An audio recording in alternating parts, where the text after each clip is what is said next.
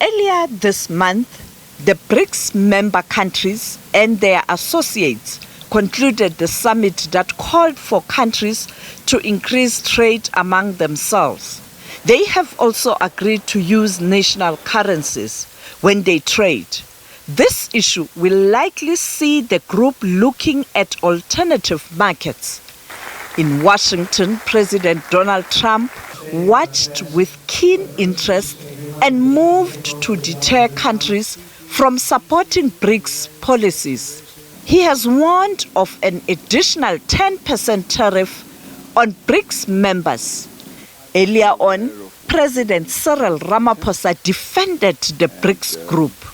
I think there needs to be greater appreciation of the emergence of various centers of power in the world, as the declaration observed. And this should be seen in positive light rather than in a negative light. It should be seen as improving the governance of the world and enhancing good processes and policies that should help the development of humanity as a whole. So BRICS is such a center of power. And BRICS does not seek to compete with any other power. It recognizes the importance and the standing of other centers of power. It recognizes the standing of the United Nations and respects that, and subjects itself to the decisions of the United Nations. And it also recognizes the standing of a body like the G20. And so these powers should be seen as complementary, as advancing the interests of people. President Trump has taken a tough stance against India, Brazil, and Russia, using tariffs as a yardstick. But President Ramaphosa says there is no need for BRICS countries to be punished, as these are independent states.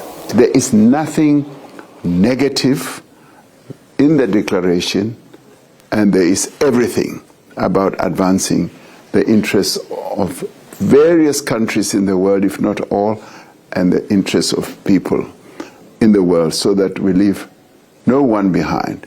So it is really disappointing that when there is such a very positive collective manifestation such as BRICS, there should be others who see it in negative light and want to punish those who participate in this. It cannot be and should not be.